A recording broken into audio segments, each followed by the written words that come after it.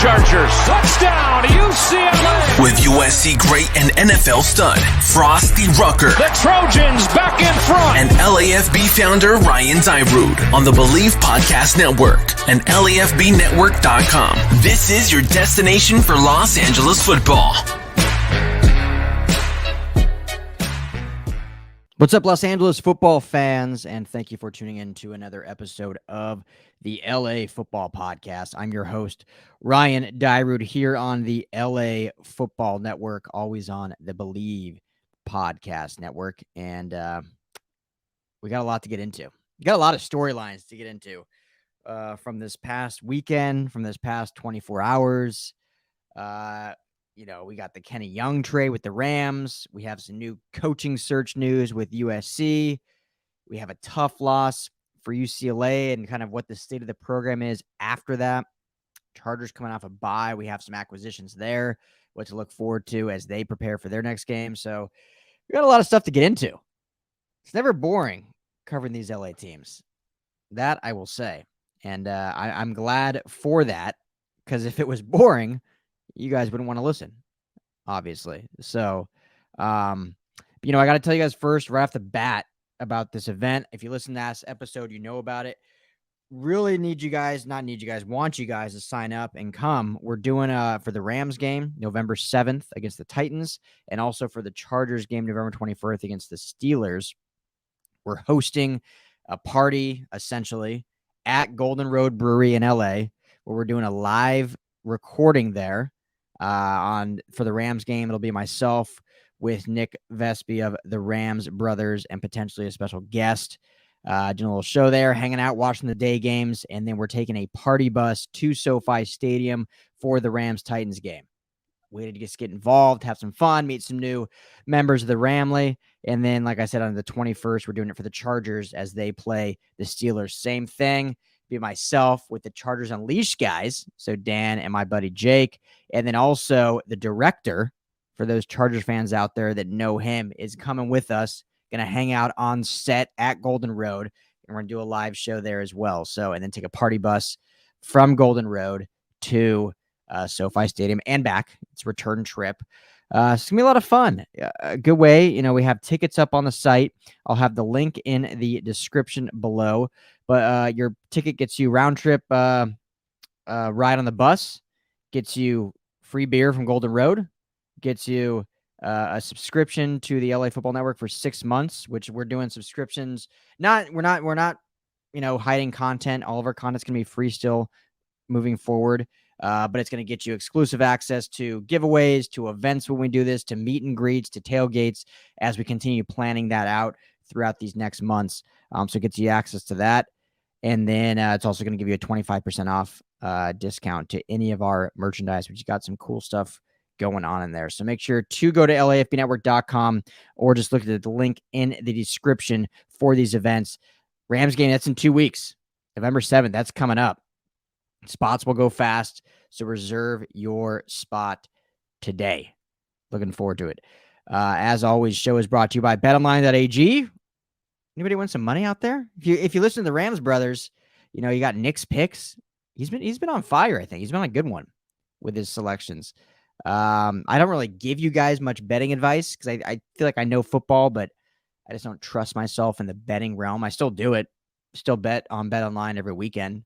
And if you head there today, mobile or desktop, they've rebuilt the site. Use the promo code BELIEVE50 to receive a welcome bonus of 50% of your initial deposit.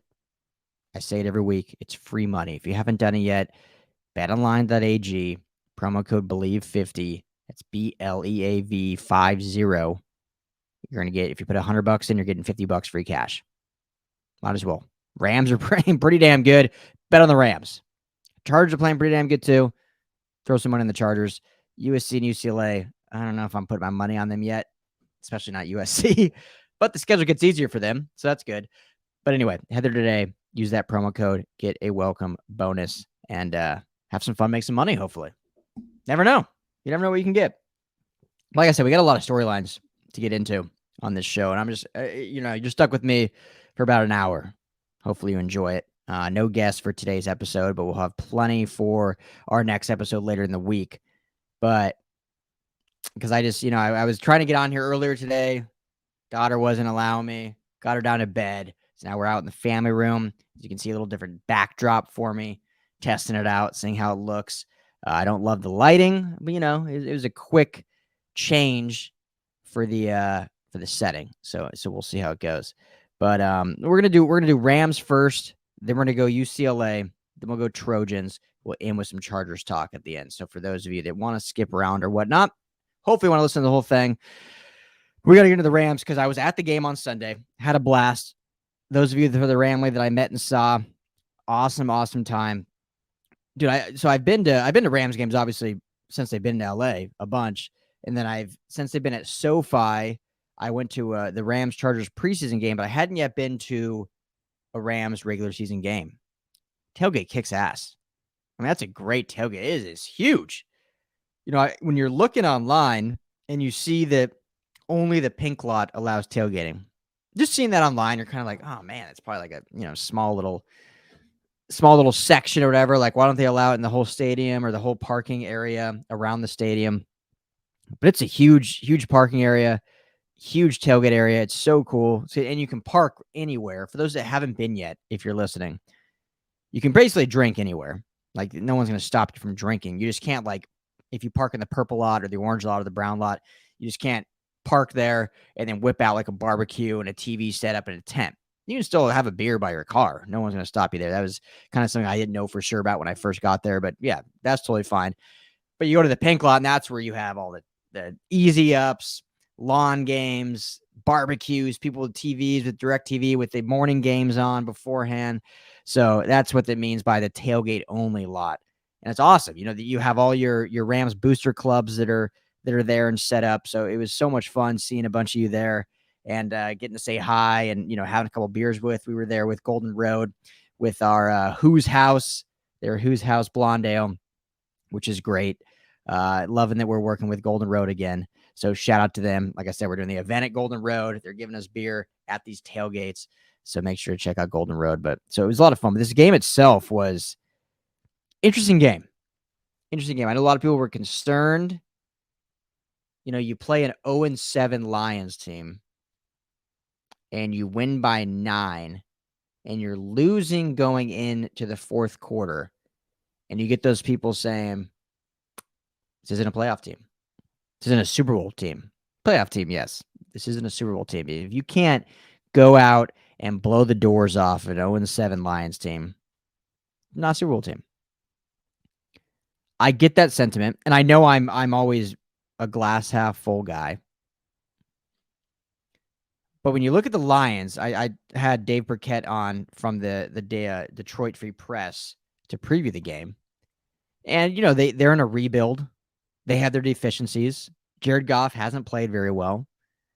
But they've had a brutal schedule to open the year, and they've played a lot of those games very close. Played some good teams. They took the Baltimore Ravens to 2 points. I know Ravens just got put up by the Bengals, but up until yesterday, the Ravens were considered probably a top 2 or 3 team in the entire NFL.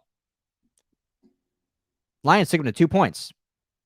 So this is a better football team than 0-7. They're a better coach team. They fight tooth and nail, which is, I know it's kind of a joke at this point, but what Dan Campbell says in his press conferences and the culture he's trying to build, they're emulating. They're not winning yet. I do like what they're building. They're not winning yet, but they fight and they have with grit and so they're going to take teams to the brink and they play with gusto. And they did that on Sunday with some crazy special teams plays. You open the game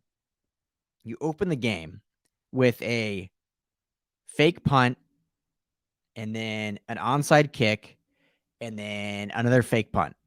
And you're successful in all of them. There's frustration. Obviously, if you're a Rams fan, I was with my buddy. He's a season ticket holder there. And I get it. There's frustration. Like, we're the better team. How are we letting this, like, blah, blah, blah, blah. But sometimes, I know people aren't going to want to hear me say this. Sometimes you need to just sit back and say, all right, the ball's on that team. Good. All right. They beat us on that play. What matters is when the 60 minutes are up, who has the higher score at the end of the game. And when it came down to it, the Rams are the better team. Did they play better all 4 quarters? I honestly think they, other than those kind of 3 special teams plays, which shows you how important special teams is, that 3 plays can keep a team in a game all 60 minutes essentially, because it extended drives, it got in the ball back. I mean, they got points. They were up 10-0, and everyone sees that, but the Rams hadn't touched the ball yet on offense. And there was someone asked Matthew Stafford in the press conference afterwards, like, another slow start for this team. Were you upset? And it's like, well, we had the ball 3 times and we put up 17 points. We scored every time we had the ball. So the offense seemed to have kind of fixed what they were worried about. And it just happened to be that, some big special teams plays, some ballsy decisions by Dan Campbell and that staff. Sometimes you just got to tip your cap. If the Rams do that every week, that's a huge concern. But I guarantee you Joe DeCamillos is a good special teams coordinator. The Rams special teams has been improved overall. They had a bad game. Special teams unit had an awful game. Giving up those big plays. They had Skowronek, returning, and he just couldn't get anything going. They were starting drives on the 15-yard line, whether that was a poor decision by him or bad blocking, like McVay said.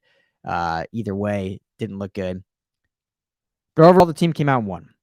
So I'm not going to get into, drive by drive, break down every little thing down. I know you guys have already seen it by now by the time you're listening to this podcast. But I just want to say that, like, sometimes when a team beats you in certain plays, tip your cap and say, hey, well played, good play. We got you at the end. We're the better team. We won. We were supposed to win, and we won. Should the Rams have won by more? Probably. But a 9-point win is a 9-point win. I mean, it's a 2-score win. This isn't the XFL. There's not a 3-point extra point. 9 points is 2 possessions. So, they won by 2 possessions. I know the spread was 16. They didn't quite meet that. Offense played, I thought, very well. I mean, they just didn't have the ball a lot. They were extremely efficient, very productive, didn't turn it over. And the defense, I don't think the defense played bad either. They had some short fields thanks to special teams. They held the field goals when they needed to. They got after Goff. And then in that last, ceiling interception by Jalen Ramsey, you have your star players making plays. Aaron Donald puts pressure. Jalen Ramsey jumps in front of the pass, if I can speak tonight. And essentially gets the ball back for the offense, who then drives all the way down, runs the clock off, kicks a field goal, and ends the game. So I'm not concerned at all by that. A lot of emotion with that game with Jared returning to LA. Your team comes out. You have some crazy special teams plays that happen. You recalibrate. You correct. Everyone settles down. You win by 9. Not concerned at all. So hopefully I can be a voice of reason for anyone out there listening that is like, man, we should have beat this team by 21. We come out. We were losing in the 4th quarter. I get it. Not concerned, though. Got to give a shout out to Matthew Stafford. Through his 299th, 300th, and 301st touchdown. One of the fastest to do it in NFL history. The dude balls out. He's now 12th all time.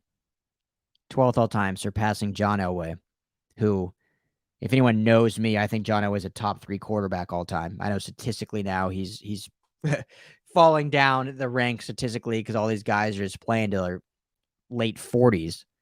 But just from watching someone play the position, John Elway, to me, is still a top 3 quarterback. What he could do with the football, his arm talent, his leadership, the team around him. I mean, John Elway was essentially the original Matt Stafford.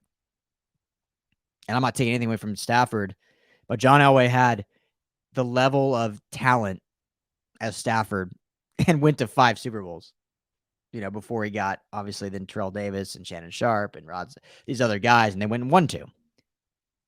And that's what I think Stafford can do.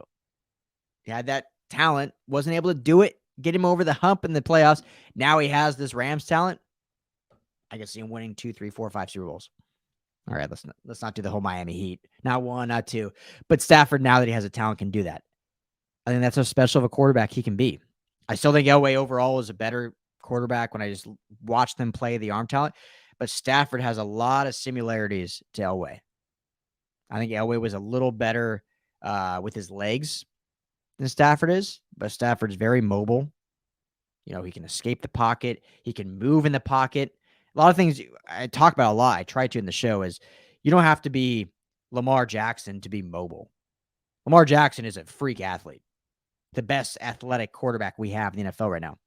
But you can be mobile and just be able to move and slide in the pocket, evade pressure, depending where you slide. If you feel it coming from like Austin Corbett's side and you're able to slide over, extend the play a little bit, stay in the pocket, and then make a strike, that's mobility. All right. So when I say like a quarterback is mobile, it doesn't mean they have to be running for 80 yards a game. Lamar Jackson's on a different planet with his mobility, but Stafford's a mobile quarterback. But you look at his list now as he moves to 12th all-time in touchdowns at 301, which he'll continue to climb this list. The only ones ahead of him still playing. Tom Brady also moved up past 600 total touchdowns with his performance against the Chicago Bears. Chicago Bears did not want to play defense that game, apparently. So Brady, then you have Aaron Rodgers at 427, Ben Roethlisberger at 403, and Matt Ryan at 359. So those are your only quarterbacks ahead of Stafford. So that's 4 if you're counting that are still playing. So Stafford will definitely move in front of Fran Tarkenton, who's next. And, you know, I mean, he's at 301. I think he'll for sure get over 400.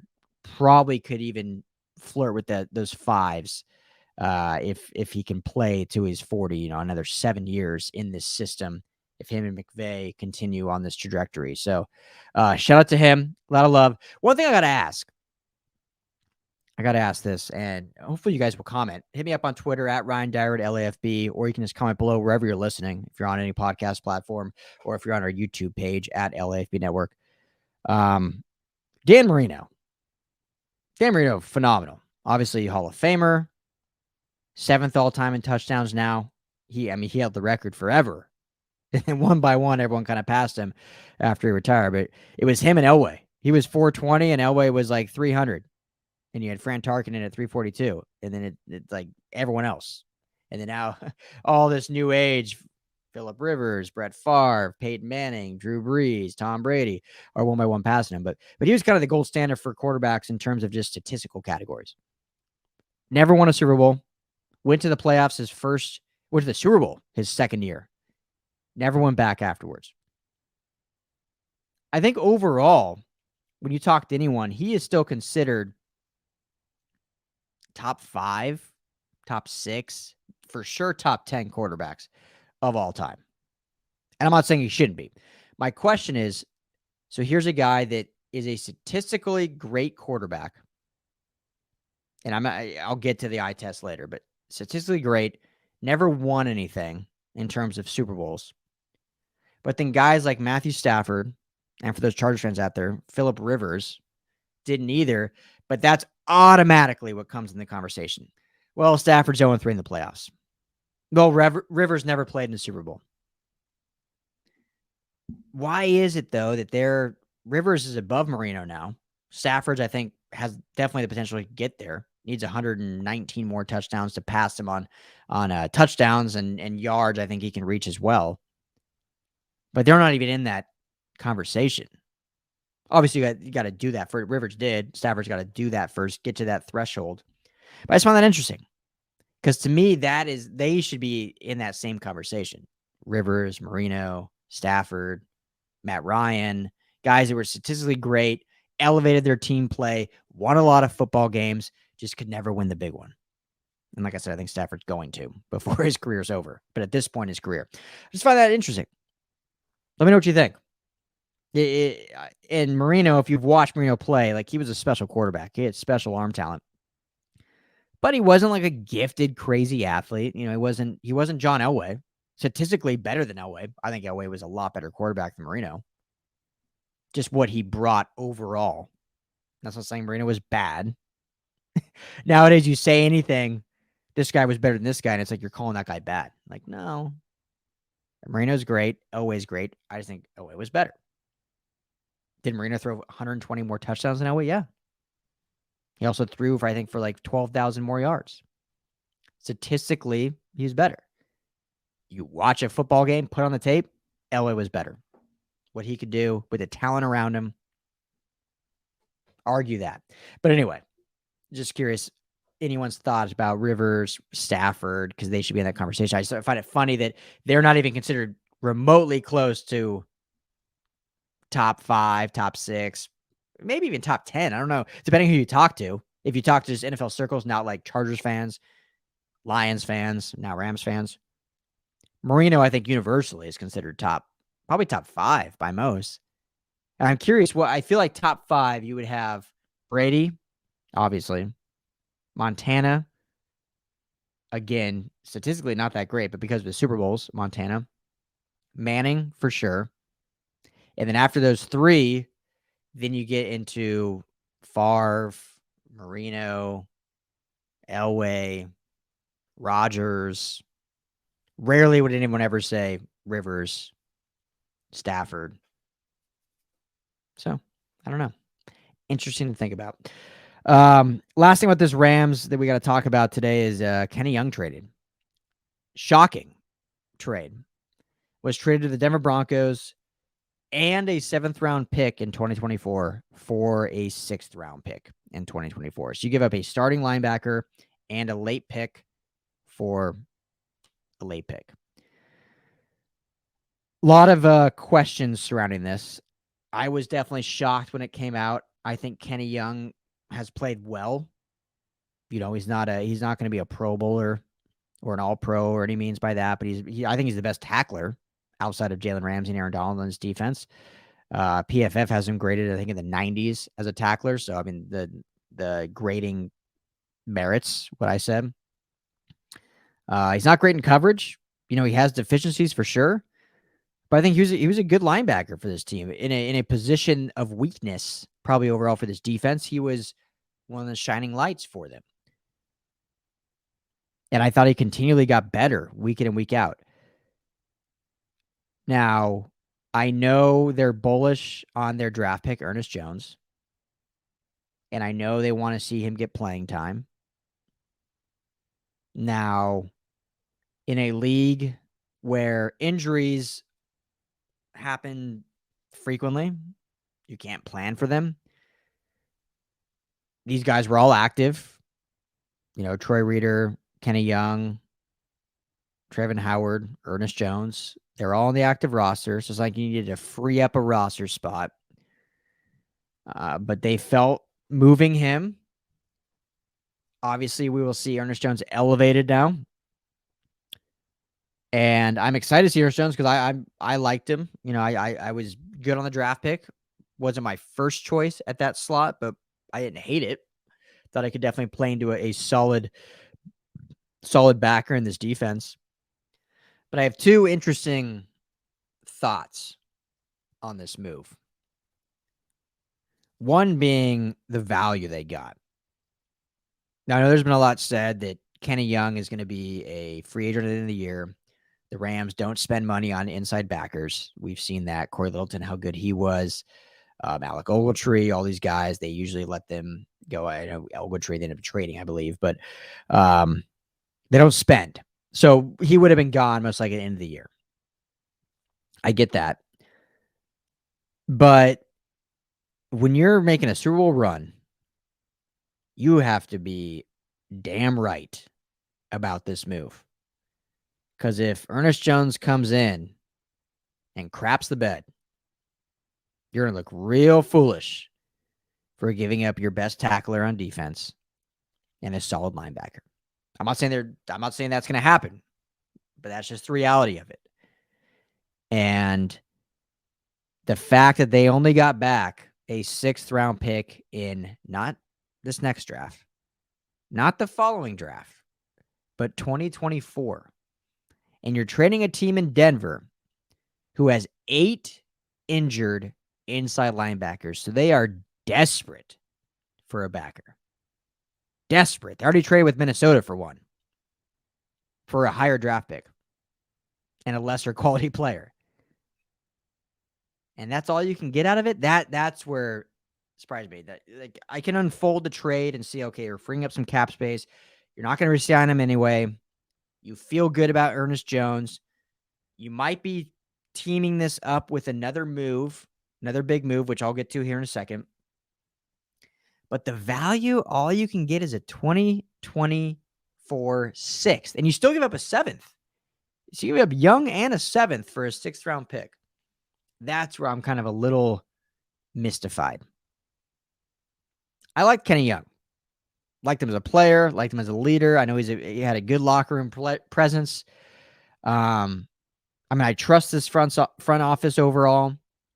Obviously, glass half full guy. But yeah, that's all you can get from a desperate team at that position. I mean, this Broncos team signed Micah Kaiser off the Rams practice squad, and they just put him on IR because he just got hurt in last week's game against Cleveland. Came off the Rams practice squad.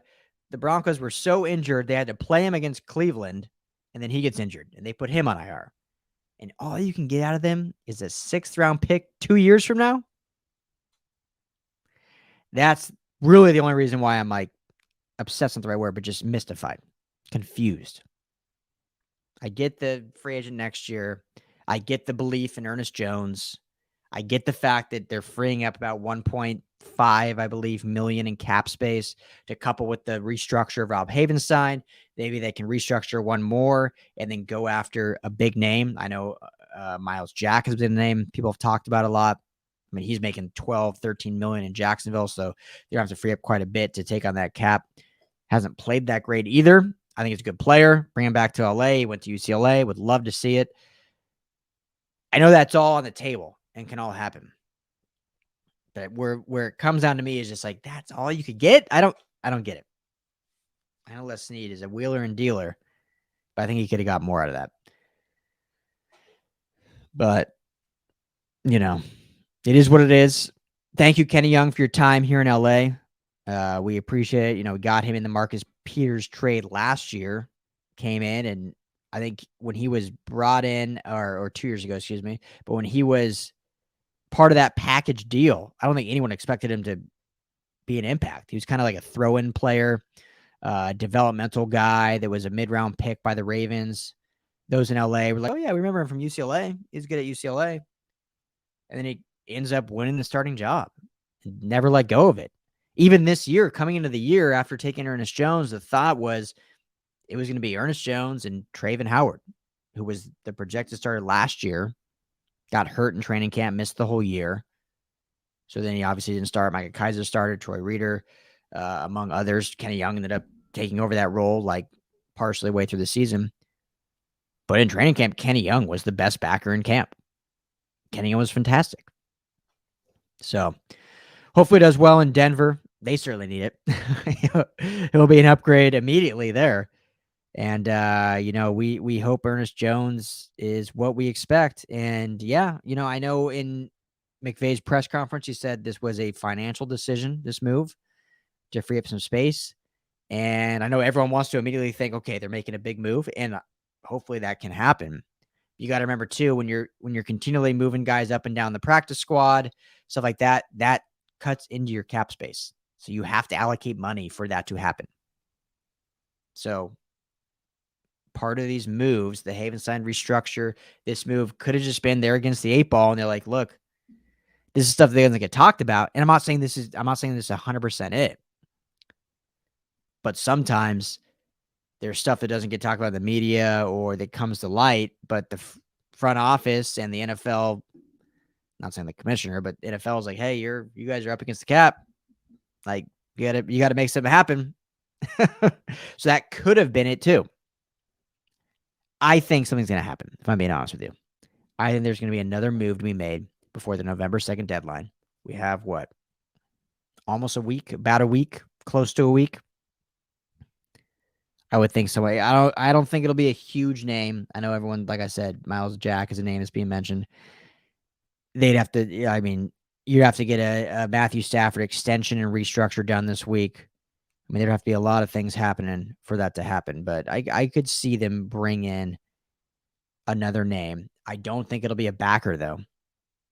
Like, why would you trade Kenny Young with his relatively cheap contract to bring in a backer that, unless you're getting like a star, which they can't afford, why would you bring in a guy that is even a slight upgrade?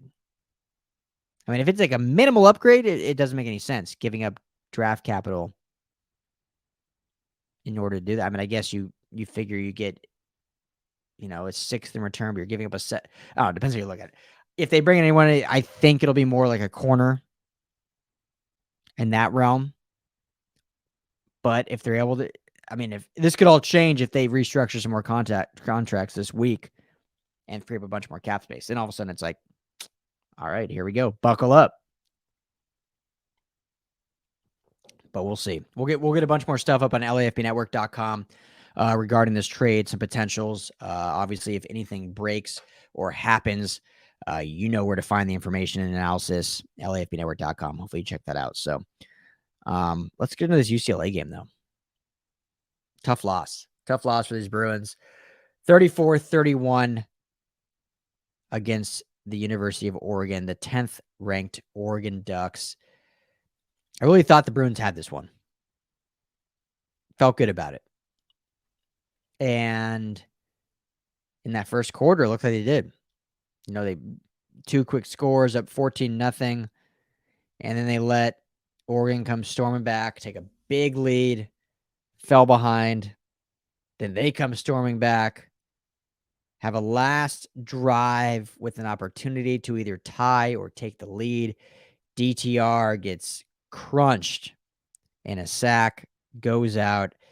Ethan Garbers comes in cold off the bench, makes a couple big-time throws, converts a big 4th down, and then unfortunately throws a game-sealing interception, which you can't blame him. But, it's an unfortunate way for it to end with how basically the fourth quarter. I mean, UCLA dominated the fourth quarter, forced some turnovers, offense was doing good. So the thing with this team is it just seems like it's difficult against good teams for them to play a full 4 quarters. So this is now the 3rd loss. They had Fresno State, Arizona State, and now Oregon. I would say 3 good teams. Not great teams, but 3 good teams. So it wasn't like they had like any horrible losses. Fresno State, great offense. Not a good defense, but a great offense, good quarterback play. Arizona State, a decently coached team with Herm Edwards. A lot of hype surrounding them in the Pac-12 South. They've been a little disappointing with their couple losses as well, but still a good ball game. I mean, when they played UCLA, they were ranked. And then Oregon, I mean, they've had a lot of injuries, but it's still Oregon. Cream of the crop for the Pac-12. They beat Ohio State this year. Well coached, obviously. Have the best player in the nation in Kayvon Thibodeau, who had his way on Saturday. Like, he showed. If anyone was questioning why he's considered the greatest player, he showed. Like, he's a game wrecker. Had some big-time plays. Big sacks. Tackle for losses. You can see why this guy is special and why he's going to be a top 3 pick next year in the NFL. That's how good he is. So, 2 things I want to get to about this game. One, there's a field goal attempt. I'm surprised this isn't getting more talked about. I saw it got brought up by a few different blogs, but I haven't seen much weight to it. And obviously nothing can happen now. So, the game's over. It's not like they can change anything. But a field goal attempt, it was a 35-yard field goal attempt for the Bruins. Was considered missed. Didn't really get talked about. He kicked it. Chris Fowler was talking kind of during the kick. It looks to go, it's going left for sure. Immediately just signals no good. Chris Fowler's like, he pushed it just a bit wide, and they move on. Not really a replay. Didn't see different angles. I didn't even think anything of it. I was like, oh man, you got a good kicker. You can't miss a 35-yarder. Like, come on, that's in your wheelhouse. But then, I all of a sudden noticed, I think it was today, a couple of blogs were like, and Chip Kelly talked about, no, they missed that. That field goal was good.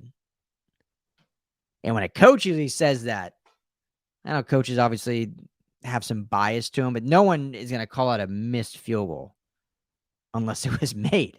So I looked back for highlights, and you can look yourself.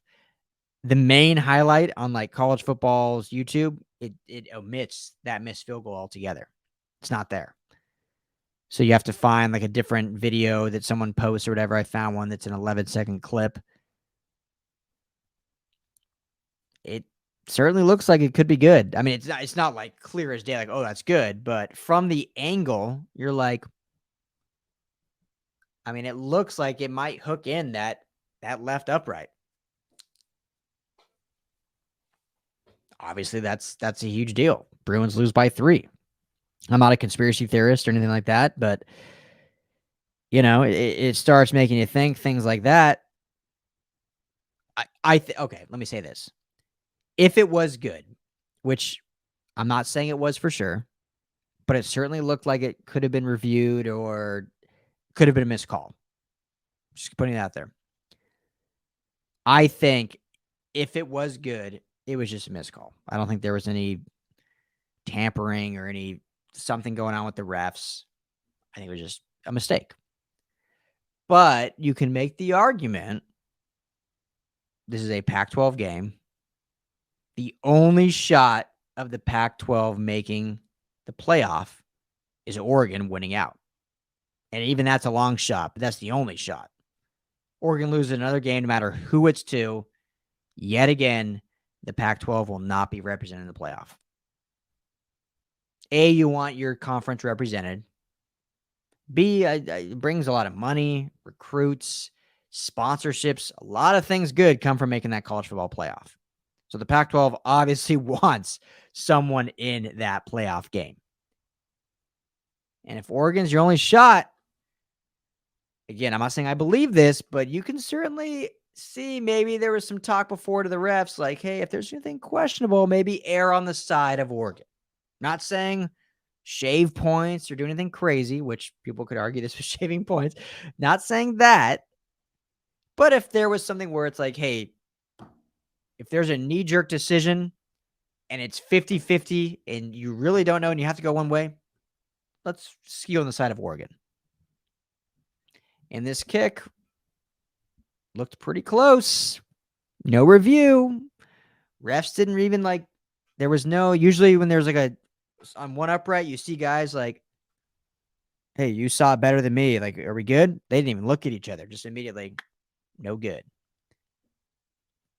So it could be a discussion. I don't know. I don't know if anyone else is really talking about that, but interesting. Interesting. Not saying it was earlier in the game. Bruins had a lot of chances to do other things. But when you lose by 3 and you have a potential field goal that was actually good, called bad, it's a fun spot, not the right word, but an interesting topic of discussion. Now, the other thing I want to talk about quickly about the Bruins is Chip Kelly. Is he on the hot seat now? Bruins sit at 5-3. There was the highs of that big loss or big win, over LSU. And then you have the lows of the losses to Fresno State and Arizona State, and this Oregon loss, which I don't think it felt like a low loss. It was unfortunate, especially unfortunate they fell behind so big after taking a lead early. But the team battled. They came back. They had an opportunity at the end. Just didn't get it done. 5-3. You play Utah next week. You get USC. You get Colorado. So the schedule kind of eases up after Utah. California to end the year.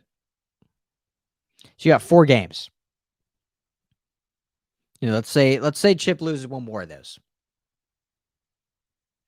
So you finish 8-4 in the year. Even if you lose 2 more, which I don't think they will. I think they're much better than Colorado and Cal. I think they're better than SC. But, it's still a rivalry game. There's rivalry games. Anyone can beat anyone. We saw UCLA beat SC 2 years ago when UCLA was awful, and SC was, whatever you think about Clay Helton in the SC era, they were a much better team that year, and UCLA shocked them and won. So it's a rivalry game. Anyone can beat anyone. Utah is kind of an interesting team because some weeks they look really good. I mean, they lost last week to Oregon. I think Oregon State's actually a good team. I think this Oregon State-Oregon game is going to be a really good football game. Really good football game for that. I mean, that could be end up being the Pac-12 North. I mean, they're a game behind right now, but they could make a run in Oregon State. But let's say he loses 2, which I don't think he will. Finishes 7-5 on the year. I think the UCLA is guaranteed a bowl game, and they only need one more win anyway. And you're playing Colorado and Cal to close it out, who are much more inferior teams. Is Chip Kelly truly on the hot seat? I mean, I think he definitely deserves to be on the hot seat. This is his 4th season. Potentially will have his first winning season out of 4. You know, you talk to fans, engage them, which is important. Now, I know fans speak from emotion. I do as well. I'm not in the front office on any of these teams that we cover. I try to keep it more even keel. But, you know, I get the emotion, and I think it's important because when you want to sell tickets and merchandise and anything you do, guess who buys that? The fans do. So if all of your fans are fed up and ready to move on, then yeah, I think you kind of have to make a move. If you're watching on YouTube, I cannot get my hat to look straight. I think because this camera's weird. Sorry about that. Kind of similar. It reminds me similar to the Chargers last year with Anthony Lynn, who had a lot of deficiencies, but they finished the year on a winning streak. But the team decided to move on, and I think it was they made the decision early on with the bad start and just said, you know what, decision made. Whatever happens, we're starting fresh next year. But I think B, they felt the temperature of the fan base, and the fan base was fed up. And if they want to sell tickets, create a fan base, they need to make a change, make a move. So I get that, especially with this UCLA team. And I get that there's it feels like if I can say the temperament of Chip Kelly or the temperament on the emotion surrounding Chip Kelly with the fan base, I wouldn't say it was like with USC and Clay Helton. I would not say it's there yet. But I would say it's 60-40, ready to move on. 60% being, okay, we're ready for a change. Is that fair? When he came in, you know, they had 54 scholarships. So he did not have a lot to work with. Totally changed the culture, the schematics of the football program, how they did things. I mean, NFL coaching changes, there's a lot of changes you make, but college is very different because you're changing the entire identity of how you recruit, how you run things. Because you got to figure, NFL, it's yeah, teams are run differently, but it's pretty structured.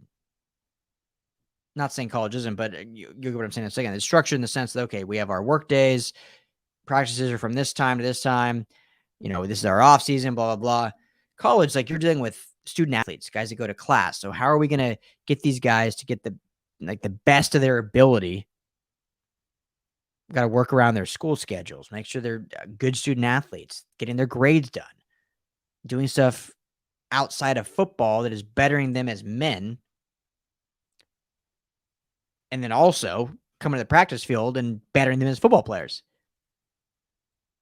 NFL guys, good coaches obviously care about character, but coaches aren't doing anything to get those guys to be better off the field. When you're at practice, you're there to work. College, you have to care about that a little bit. Yeah, you're there to work, but there's other stuff, other intangibles, because these are these are 18, 19-year-old kids. This isn't some 30-year-old making $20 million a year. This is an 18-year-old kid that's away from home for the first time ever. Has mom, dad, sister, brother 1,000 miles away. What if there's a family issue arise? They don't know how to deal with it. That's the coach's job. to figure that out. So when you come in and you build a new culture, a lot goes into it. Now, Chip's culture maybe I think took longer than people wanted.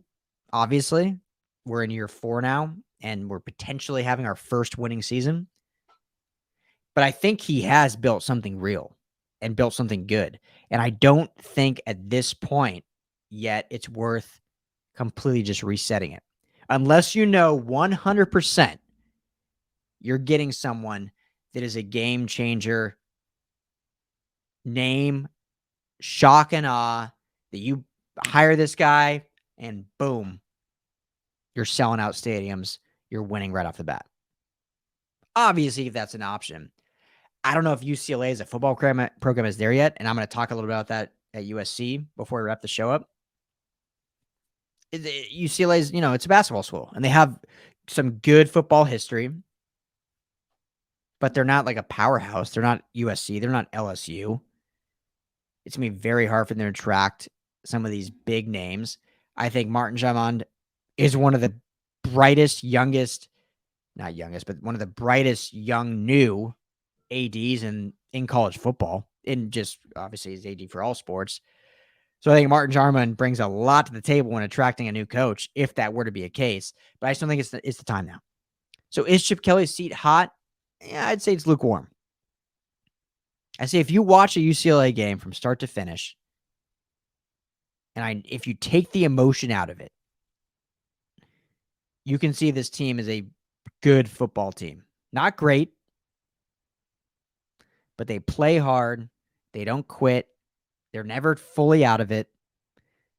They've corrected things year in and year out. Like, you look at the offense now. What plagued the offense for the first 3 years? Turnovers. Stupid turnovers. They don't really have those anymore. They had a couple bad penalties last game, but they don't have the mind-numbing fumbles and interceptions. That's A, DTR maturing and playing better, and B, coaching. I don't think it's time to move on, especially if I were to come to you. Well, we did. We did the show with Tukney Nguyen from the LA Times before the season started, and she said, and I agree with her, if the Bruins can get to 8-4, I think Chip is safe. If they can get to that 8-win threshold, I think they'll be safe because they have a hard schedule. It's their first winning season. It'd be considered a pretty successful year for this program. And then when you go out and beat LSU, all of a sudden the expectations get so high for this team that now at 5-3, it's almost like the season's a letdown. Before the year started, if you would have said, hey, through 8 weeks, we'll be 5-3. We have a tough loss to Oregon, tough loss to ASU, and a bad loss to Fresno State. People would probably be like, oh, well, we beat LSU? And we have 4 wins aside from that? Yeah, it's a pretty good year. Yeah, it's a lot of improvement. Okay. I like that. And they should have beat Fresno State. Talking about it. They should have beat them. Lost it on a buzzer beater. But anyway, I think they get to at least 8 wins. Could potentially do 9 if they beat Utah this weekend. Then they have SC, Colorado, and Cal to finish out the year. 9-3. That's a good season, and that potentially could still actually have them competing for the Pac-12. That could get them the South and a chance to play for the Pac-12 title in the Pac-12 championship game in Vegas. So, but speaking of coaching talk, we got to talk USC. Another big loss to Notre Dame. This one was just never felt close at all. I know at the end of his press conference, Dante Williams, who I love, respect, I think is a good coach. He was kind of given a tough lot here, taking over after week 2 when Clay Helton's fired. But, he says afterwards that he didn't feel they lost. He just felt they ran out of time. I mean, I get the sentiment. I respect it. But this was a team that it was never really close. I mean, they had some good moments. There's some good series, but Notre Dame was clearly the better football team. And they went out and won by, multiple scores. Now, this coaching staff and this coaching carousel, because we don't need to talk about the game too much. I think USC fans are pretty much just done with this year, ready to move on. And they want to know about the future. And Carson Palmer was on Dan Patrick's show earlier on Monday, and he talked about 4 coaching candidates that are like the main guys he thinks. And, you know, these ex-USC guys are pretty connected. My co-host, Frosty Rucker, hasn't been on in a while. He'll be back, don't worry. Love my guy, Frosty. He's still super connected with SC. Like, he basically told me, I wasn't going to share it at the time, but, you know, he was like, Clay on, you know, any hiccup, like, he'll be gone. And Dante Williams will probably be the guy moving forward. Happened in week 2. So, I mean, these guys are pretty connected and know what they're talking about, have their sources. So, Carson Palmer goes on Dan Patrick, and he says 4 of the big names right now for USC, which a lot of them have been talked about anyway, but obviously Luke Fickle, Cincinnati, who's my guy. That's who I want more than anybody. James Franklin, Penn State. Matt Campbell, Iowa State. All 3 guys I love. And then he threw in Mike Tomlin. And this is an interesting one. Because Mike Tomlin, a lot of people ask, why would he leave the Pittsburgh Steelers, who he's coached at, you know, been a head coach for over a decade now, had a lot of success, leave an NFL program and come down to college and change, have to add almost more stress a little bit, you know, because you got to recruit and stuff like that. But it's a name that is interesting because here's a few reasons why. I was talking to my buddy Braun, who's the president of the Believe Network. Awesome guy, USC alum, knows everybody. Everyone has that friend that just like knows everybody, that's Braun. Just knows freaking everybody. But he was talking about, and I agree with him, that he thinks this USC hire needs to make a splash in a sense. Like there's those splash hires that feel like a forced splash. But then there's those splash hires that are like, okay, it's a good hire, but it just gets fans fired up. Mike Tomlin coming to LA, I think, would get fans fired up. No idea how he could do recruiting, but he'd get fired up. Eric Bieniemy, I know that name was brought up a while back. I don't know if it would be as, I think it'd be more of a tepid response. It wouldn't be like anger, but judging by when he was an offensive coordinator for Colorado, really bad tenure there, bounced around in the NFL then, and then found his way, you know, running backs coach with the Chiefs, then took over OC. Once Matt Nagy was hired by the Bears, has had success there, obviously, with the Chiefs, but how much is that Andy Reid? How much is it him? You know, everyone talks about him being an NFL coach, but he's been passed on now twice. So it's like, how much goes into that where people are like, maybe it's not bad, but all of a sudden, Jeff Fisher's name came out, former USC alum. I don't think that incites excitement at all. Something about Mike Tomlin, though, the fact how he runs a locker room, how much he's won. Like Jeff Fisher's not coaching right now. He was fired by this Rams team that now has never had a losing season since he left. Eric Bieniemy, never been a head coach, just a coordinator. Mike Tomlin's been a head coach for over a decade and has a lot of winning seasons. Has a Super Bowl championship. He's coached a lot of good players. Now, to answer the question, why would he leave the Steelers? And I don't know if he would, but it's interesting because Roethlisberger's obviously done after this year. I think he may want to play more, but he's pretty much shot. I think he's done after this year.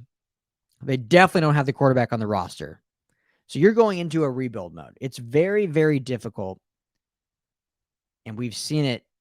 I'm trying to think of examples off the top of my head. It's extremely challenging for a team to find a new quarterback in a year and stay competitive. It just doesn't happen. Look at the New England Patriots. You know, you lose Tom Brady. They missed the playoffs last year. They now draft Mac Jones this year. You know, they're still under 500. They're showing improvement. They're under 500. A lot of good teams once they lose their top quarterback, if they hadn't been grooming someone for a couple years to take over, like the Packers did with Rodgers after Favre, there's a rebuilding time. It's just the way it goes. And the Steelers definitely don't have that succession plan in place. So whether they draft or trade or whatnot, they're going to probably be rebuilding. Mike Tomlin, at this point in his coaching career, I don't know if he wants to go through a rebuild. Now, you could call that coming to SC a rebuild, but it's a very different type of rebuild. Like, you're recruiting, you're bringing the players in you want. It's not a draft where you got to wait and hopefully trades go through. Like, if you can recruit, you can rebuild like that, as long as you have the coaches in place. So I don't think he would be that uninterested as maybe some people think. And again, a lot of it might depend how this Steelers season goes. But judging where they are right now, if they end up missing the playoffs and Ben retires and they're in that rebuild mode, it might be best for them to start fresh. It might be best for him to start fresh. And then maybe he's interested in SC. So could be interesting. Come to LA. I think the a lot of talk about what's the better job, LSU or USC in the coaching ranks. For a true, pure college football coach, at this point, right now, based on the last decade, I could see our LSU getting the nod as the better coaching job. Just based on what they give that program. I think SC is committing a lot to it now that Mike Bohn's there. But I could see that being the argument. But for a non-true college football coach, I think you'd much rather come to LA than Baton Rouge. Mike Tomlin's not a college football coach. So I think he would be definitely enticed to be like, yeah, I'll go to LA, coach SC, enjoy that, rebuild that. If I rebuild that, I could go down one of the best coaches ever. And then maybe make a run at the NFL later on again, like Pete Carroll did. Very different. Pete Carroll had like a failed NFL year, came to SC, and then they went to the NFL and had success. Mike Tomlin's had a lot of success. So, but it'll be interesting. So we're going to keep talking about it a lot. There's a lot of names that are probably going to keep coming out. For me, it's still Luke Fickle. To me, Luke Fickle is the next USC coach. I think it's his job if he wants it. What he's done at Cincinnati, having the Cincinnati Bearcats as the number 2 ranked team in the nation right now. And they've been ranked for the last 4 years. He's built a powerhouse. So the biggest thing for him is if he wants to leave that. Because now they're jumping to the Big 12. They're going to help their recruiting. He's a Ohio native, coached at Ohio State. Will he want to leave? The hope is because Mike Bohn was his AD at Cincinnati that there's that connection there, and he'll want to come. So I know James Franklin's a big name, Matt Campbell. I don't dislike those at all. I'd be okay with it, but Luke Fickle's my guy. That's who I want. Seeing what he's built at Cincinnati, imagine what he can do with the talent pool in Southern California. Cincinnati is the number 2 ranked team in the nation. Let me say it again. The University of Cincinnati is the number 2 ranked team in the entire nation. Imagine what he can do with the talent pool of Southern California.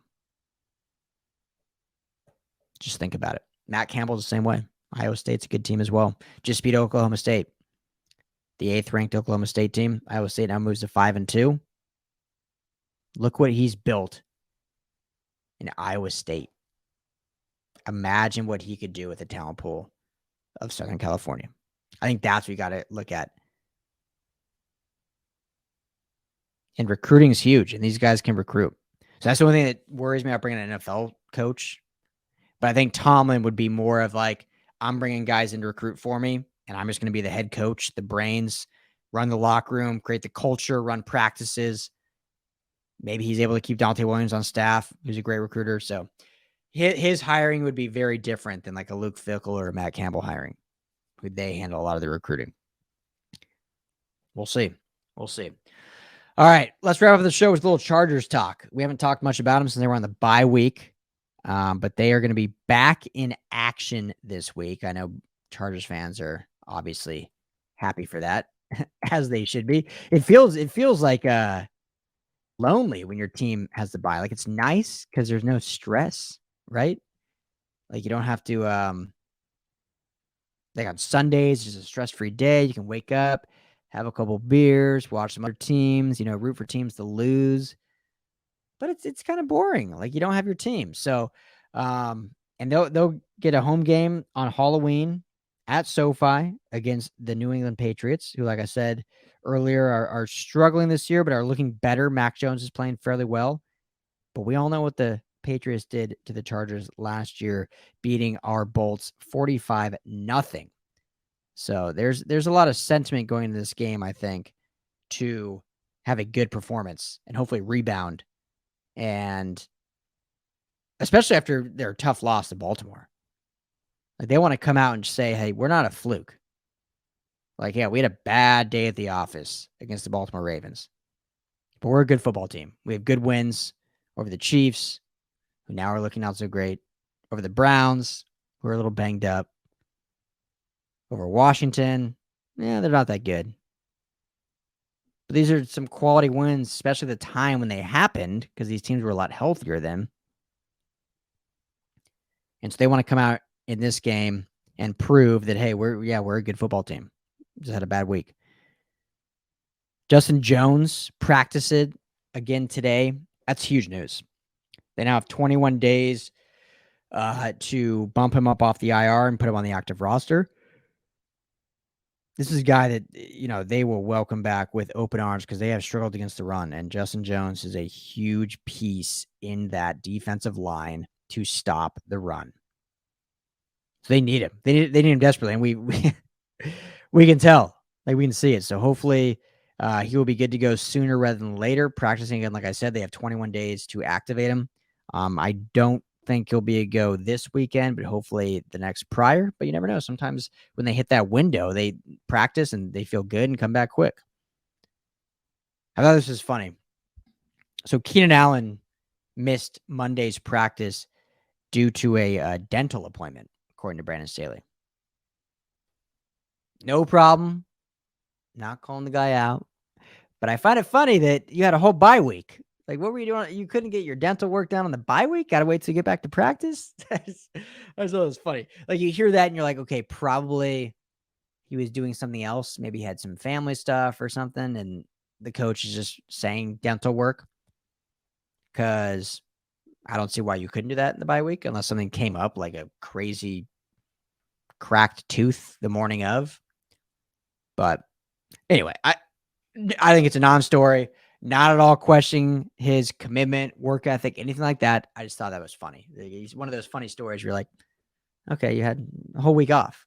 If you, like me personally, if I was like talking to my wife and I decided like, oh, I'm going to do this today. Like, well, you had or here's an example. Comes home from work, say I'm working from home, and she was gone for 9 hours, and she gets home, and I'm cleaning the dishes as she gets home. This actually happens like a lot. Pretty much every shift that she works. Every time she's like, I was gone for 9 hours. You couldn't have washed those dishes the whole time. You're going to wait till 11:30 at night when I get home? One of those situations. Like, you were off all week. Like, you want to do it then? Anyway, but he'll be back at practice on Wednesday. Coach Staley said, so no concern there. But, I'm just excited to see his team back. Guys are, I know we're not getting a ton of guys back from the IR. I mentioned Justin Jones, obviously, is practicing again. But, guys get banged up 6 weeks into the season. You get that bye week, you're able to rest mentally and physically. And now hopefully you come out against the Patriots team and just ball out. I'm excited to see this Joe Lombardi offense. I'm excited to see Justin Herbert back out there after a bad game last week. Austin Eckler hopefully has a big game. Excited to see this defense hopefully play a lot better. His defense has been up and down this year. Mostly down. Has shown some ups. And now this is a week I think they can hopefully put their stamp. The secondary's primarily healthy. Linebackers are banged up, but we'll see with those younger guys that they've had extra week of practice, able to get their mind right. Hopefully, even on the bye week, they were mentally preparing, watching a lot of film, reading up on a lot of things. So this is a good week for them to really bounce back. I'm excited to see how they do it. So, not a lot to talk about them on this episode. We'll get into this preview much deeper later in the week. And looking forward to it. So, but yeah, I think that's going to do it. That's the LA Football Show today. So I appreciate you all for tuning in as always. LAFBnetwork.com is where you can find all of our articles, podcasts, work. Like I said, please check out this event we're doing with Golden Road Brewery. You can find it at the LAFB locker room.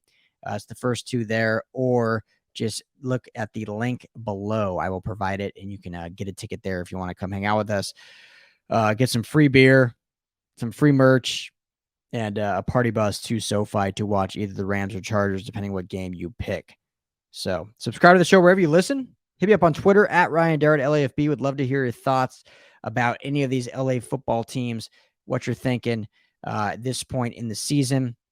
Rams looking great, Super Bowl contender. Chargers bouncing back, going to be good. Bruins, I think, still have a lot to play for. And the Trojans, let's just get to the offseason. Let's just get to this coaching hire, and hopefully it's a good one. So hope you guys all enjoy your week. We'll be back later in the week to preview the next week's games. So look forward to that. Appreciate you all. This is the LA Football Show. I'm your host, Ryan Dyrud. Peace.